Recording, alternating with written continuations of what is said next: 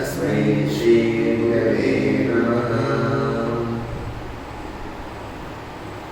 മാഷന്മാരുടെ രണ്ടാമത്തെ ദർശനമാണ് ദ്വിതീയ ദർശനം. രണ്ടാമത്തെ ദർശനം രാവിലെ 8 മണി സമയം ശ്രീരാമകൃഷ്ണൻ അപ്പോൾ ക്ഷൗരം ചെയ്യിക്കാൻ തുടങ്ങുകയായിരുന്നു. ഇപ്പോഴും കുറച്ച് തണുപ്പുണ്ട്. അദ്ദേഹം ചുവന്ന കരയുള്ള ഒരു സാധനം ഉദ്ദേശിച്ചിട്ടുണ്ട്. മാസ്റ്ററെ കണ്ട അദ്ദേഹം മതി, നീ വന്നോ, ഇവിടെ ഇരിക്കും. ഈ സംഭാഷണം തെക്ക് കിഴക്കേ വരാന്തയിൽ വെച്ചാണ് നടന്നത്. ക്ഷുരകൻ എത്തി.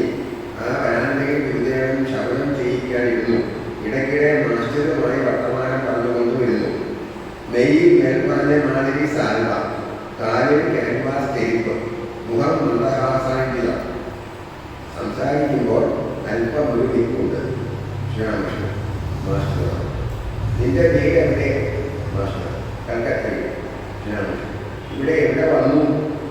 മാസ്റ്റർ, ഇവിടെ വരാഹനഗരത്തിൽ ചേച്ചിയുടെ വീട്ടിൽ വന്നു. ഈശാൻ കവിരാജന്റെ വീട്. ഓ, ഈശാന്റെ വീടോ? അതെ. കേശവനെ എങ്ങനെയിരിക്കുന്നു? കടശനായ സുഖക്കേടായിരുന്നു. മാസ്റ്റർ, അതെ, ഞാനും അങ്ങനെ കേട്ടു. ഇപ്പോൾ സുഖമായിരിക്കുന്നുവെന്ന് തോന്നുന്നു. ശ്രീരാമകൃഷ്ണൻ കേശവൻ എങ്ങനെയിരിക്കുന്നു എന്ന് ചോദിക്കാൻ കാരണം ഈ ഈശാനൊക്കെ ഭസ്മഹാസനൊക്കെ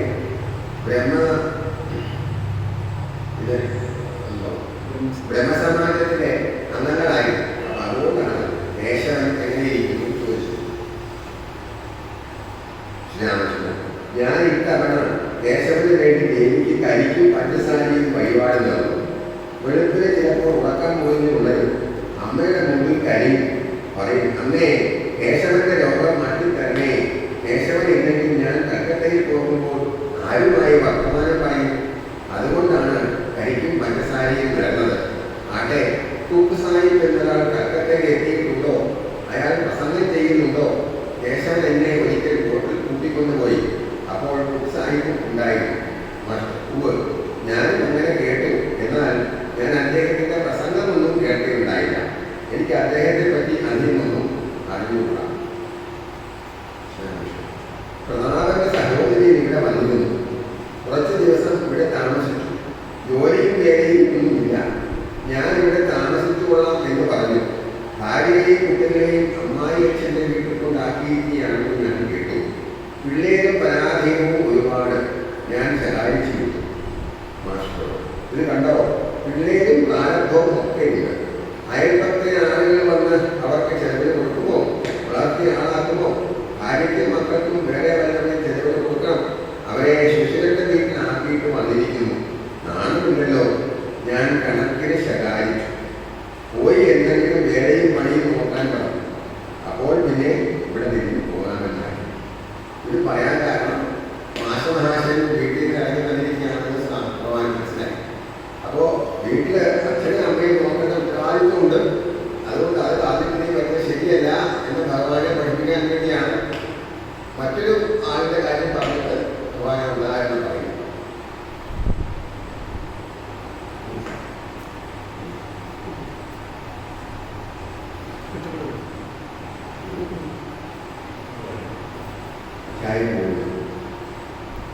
അജ്ഞാനവിനാന്തസ്യ ജ്ഞാനാഞ്ജനശലാകയാ ചക്ഷുരുന്മീലിതം യേന തസ്മൈ ശ്രീ ഗുരവേ നമഃ. മാസ്റ്റർക്ക് പൊട്ട് കിട്ടുന്നു, അഹങ്കാരം തകരുന്നു. മാസ്റ്ററോട്, നിന്റെ കല്യാണം കഴിഞ്ഞോ? മാസ്റ്റർ, ഞെട്ടല്ലോ. ഓ രാമലാൽ, കേട്ടോ, ഇവൻ കല്യാണം കഴിച്ചു കളഞ്ഞിരിക്കുന്നു. ഈ രാമലാൽ എന്ന് പറയുന്നത് ശ്രീരാമകൃഷ്ണന്റെ ജ്യേഷ്ഠന്റെ മകനാണ്. അദ്ദേഹം കാളിക്ഷേത്രത്തിലെ ശാന്തിക്കാരനായിരുന്നു. മാസ്റ്റർ ഘോരമായ എന്തോ കുറ്റം ചെയ്തവനെ പോയി വായു മൂടി തലയിൽ താഴേക്ക് അനങ്ങാതെ ഇരുന്നുപോയി സ്വയം ചിന്തിച്ചു. എന്ത് വിവാഹം കഴിക്കുന്നത് ഇക്കാര്യം തെറ്റോ? ഗുരുദേവൻ പിന്നെയും ചോദിച്ചു, ഇതൊക്കെ കുട്ടികളുണ്ടോ? മാഷിനെ നെഞ്ചു കിടന്ന് പിടഞ്ഞു തുടങ്ങി. പേടിച്ച് വിളച്ചുകൊണ്ട് പറഞ്ഞു, ഉണ്ട്, കുട്ടികളുമുണ്ട്. ഗുരുദേവൻ വിശാലത്തോടെ പറഞ്ഞു, ആ കഷ്ടം, ഒരു കുട്ടികളുമുണ്ട്. ശകാരം കേട്ട് മാസ്റ്റർ സ്തംഭിച്ചിരുന്നു. അയാളുടെ അഹങ്കാരം തളർന്നു തുടങ്ങി. അല്പനിമിഷം കഴിഞ്ഞ് ഭഗവാൻ ശ്രീരാമകൃഷ്ണൻ കൃപാദൃഷ്ടിയോടെ സ്നേഹപൂർവ്വം പറഞ്ഞു, നോക്ക്, നിന്റെ ലക്ഷണങ്ങൾ നന്നായിരുന്നു. നെറ്റിയും കണ്ണും കേട്ടാൽ എനിക്കിത് മനസ്സിലാക്കാൻ കഴിയും. നിന്റെ വീട്ടുകാരെ എങ്ങനെ വിദ്യാശക്തിയോ അവിദ്യാശക്തിയോ മാസ്റ്റർ ആള് കൊള്ളാം, പക്ഷെ അറിയില്ല. നേരത്തെ നീ അറിവുള്ളവൻ ആരെ അറിവില്ലാത്തവനായ എന്ന് ഇനിയും മാസ്റ്റർക്ക് അറിവുകൂടാ. എഴുതാനും വായിക്കാനും സാധിക്കുകയും പുസ്തകം വായിക്കാൻ കഴിയുകയും ചെയ്താൽ അറിവുള്ളവനാണ് എന്നായിരുന്നു ഇതുവരെ കരുതിയിരുന്നത്. ഈ തെറ്റിദ്ധാരണ പിന്നീട് നീങ്ങിപ്പോയി. ഈശ്വരനെ അറിയുന്നതിന്റെ പേരാണ് അറിവ്, ഈശ്വരനെ അറിയാതിരിക്കുകയാണ് അറിവില്ലായ്മ എന്ന് പിന്നീട് ധരിച്ചു. നീ അറിവുള്ളവനും എന്ന് ശ്രീകൃഷ്ണന്റെ ഗുരുദേവൻ പറഞ്ഞപ്പോൾ മാസ്റ്ററുടെ അഹങ്കാരത്തിന് ഒന്നാം തരം ഒരു അടി കിട്ടി. മാസ്റ്ററോട്, ശരി, നിനക്ക് സാകാരത്തിലോ വിശ്വാസം അതോ നിരാകാരത്തിലോ? മാസ്റ്റർ, സാക്ഷരി സ്വാഗതം. സാകാരത്തിൽ വിശ്വാസം ഉണ്ടെങ്കിൽ നിരാകാരത്തിൽ എങ്ങനെ വിശ്വാസം ഉണ്ടാകും? ഈശ്വരൻ നിരാകാരനാണ് എന്ന വിശ്വാസമുള്ള പക്ഷം ഈശ്വരൻ സാകാരനാകുന്നു എന്നെങ്ങനെ വിശ്വസിക്കാൻ സാധിക്കും? മാസ്റ്ററിനെ മനസ്സിൽ വിചാരിക്കാം. പാല് വെളുത്ത വസ്തു അത് വീണ്ടും കറുത്തതാക്കാൻ പറ്റുമോ?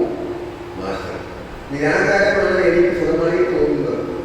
അത് കൊള്ളാം, എന്തിനെങ്കിലും വിശ്വാസം ഉണ്ടായാൽ മതി.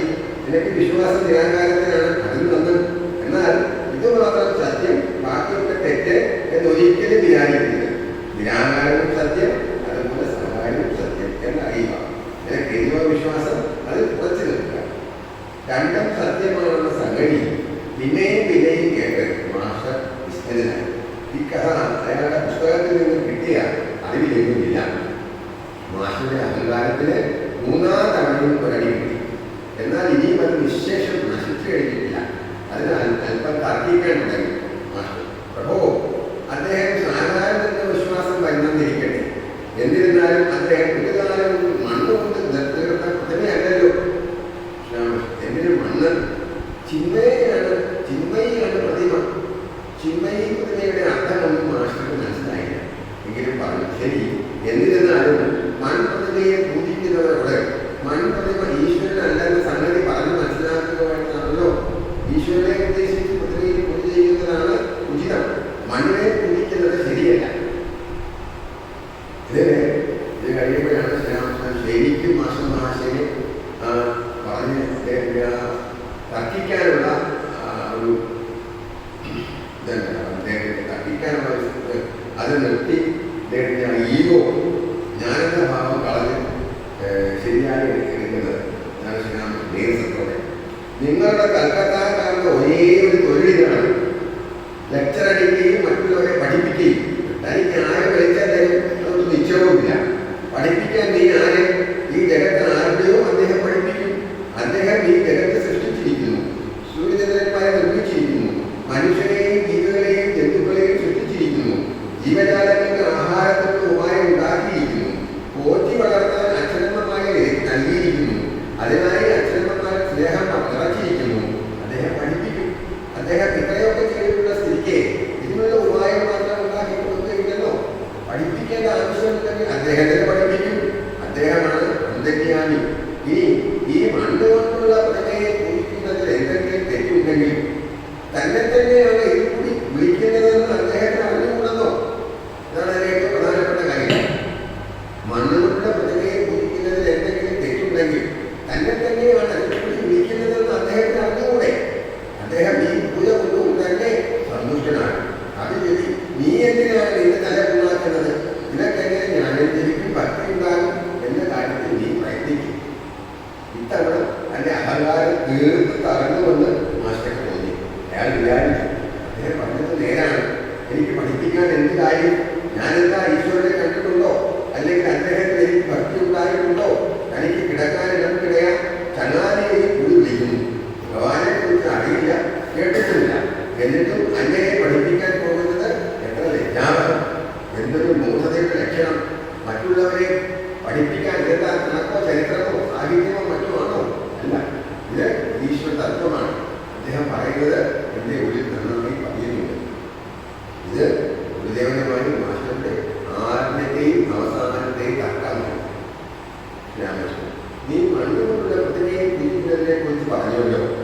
മണ്ണുകൊണ്ടുണ്ടാക്കിയതായാലും ആ പൂജ കൊണ്ടും പ്രയോജനമുണ്ട്. പലതരത്തിലുള്ള പൂജയും ഈശ്വരൻ തന്നെയാണ് ഏർപ്പെടുത്തിയിട്ടുള്ളത്. ഉലകം ഈശ്വരന്റെ അദ്ദേഹം തന്നെ ഏതൊക്കെ ചെയ്തിരിക്കുന്നു മനസ്സിലായ ഭേദമനുസരിച്ച് ഓരോരുത്തരുടെയും വയറിനെ പിടിക്കുന്ന ആഹാരത്തിന് അമ്മ ഏർപ്പാട് ചെയ്യുന്നു. ഒരമ്മയ്ക്ക് 5 മക്കളുണ്ടെന്ന് വിചാരിക്കാം. വീട്ടിൽ മീൻ കൊണ്ടുവന്നു അമ്മ പലതരം മീൻകറി തയ്യാറാക്കുന്നു. ആരുടെ വയറിന് ഏത് പിടിക്കും എന്നുള്ളതനുസരിച്ച് ഒരുത്തരം മീൻ പിരിയാണ്, ഒരുത്തരം ഉപ്പിട്ട മീൻ, വേറെ മീൻ പൊരിച്ച് ഇങ്ങനെയൊക്കെ ഉണ്ടാകും. ഓരോരുത്തരുടെയും ഇഷ്ടവും ദഹനശക്തിയും അനുസരിച്ച്. മനസ്സിലായോ?